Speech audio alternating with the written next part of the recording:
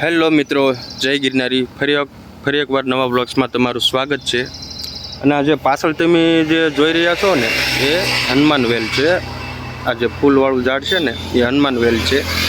તો આજે હું તમને અમારા નવા રતનપર ગામમાં બજરંગ મઢી કહેવાય એટલે કે હનુમાન દાદાના દર્શન તમને કરાવીશ ફૂલ લોકેશન સાથે. તો વિડીયોમાં બન્યા રહેજો. જો મિત્રો, આ ફૂલ છે ને આ હનુમાન વેલ કહેવાય.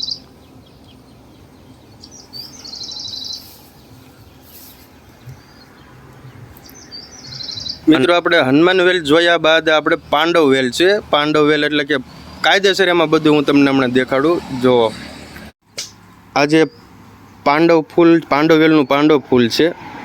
જો એમાં ફરતે 100 કૌરવો છે, નીચે 5 પાંડવ આવે અને ઉપર જે 3 છે એ બ્રહ્મા, વિષ્ણુ અને મહેશ એવું કહેવામાં આવે છે.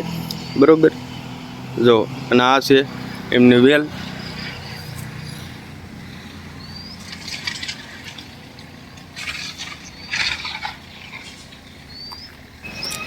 પહેલાં જે હનુમાનજી મહારાજનું જૂનું સ્થાનક હતું, જે વનમાળીદાસ બાપુએ સ્થાપના કરેલી હતી, જે એટલે કે મારા બાપાના બાપા એટલે કે મારા દાદા ભાભા, બરાબર, એમના ગુરુ છે. પછી એમના દીકરા એટલે ફરસુ બાપુ એ મારા બાપાના ગુરુ છે. પછી એમના દીકરા મુના બાપુ એટલે કે એ મારા ગુરુ છે. બરાબર.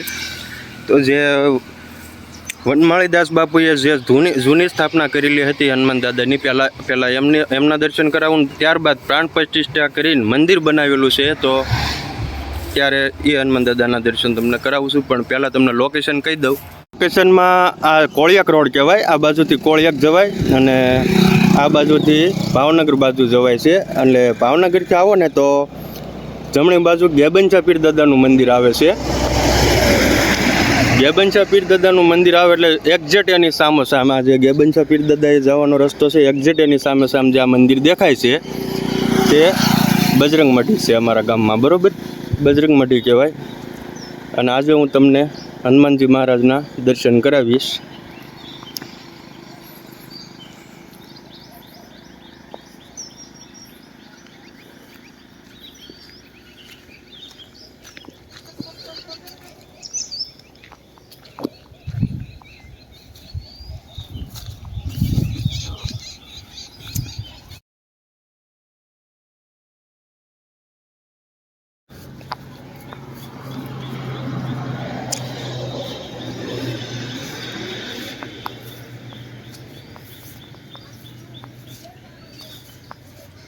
બગીચામાં પહેલાં જો મેં અગાઉ તમને વાત કરી એમ કે જૂનું સ્થાનક હનુમાનજી મહારાજનું છે ને એ આ છે, જે વનમાળીદાસ બાપુએ સ્થાપના કરી હતી. મારા બાપાના ગુરુ કહેવાય. બરાબર. હવે જે પ્રાણ પ્રતિષ્ઠા કરીને મંદિર જે બનાવેલું છે એ હનુમાનજી મહારાજના દર્શન કરાવું છું.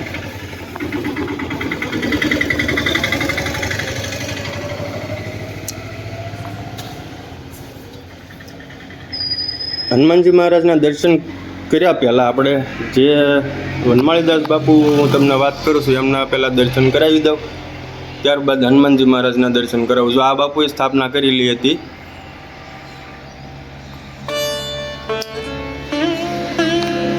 બરોબર.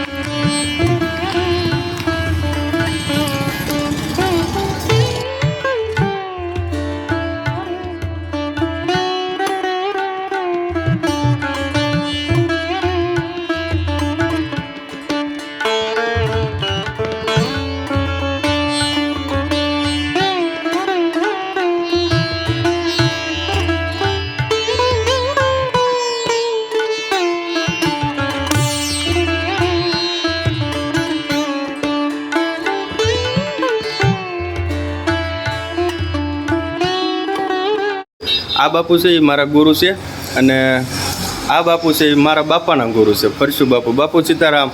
સીતારામ સીતારામ. હા જય ભગવાન. હા.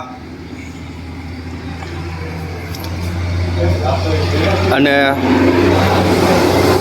જ્યાં વનમાળી બાપુ છે ને એ મારા બાપાના ગુરુ છે, બરોબર.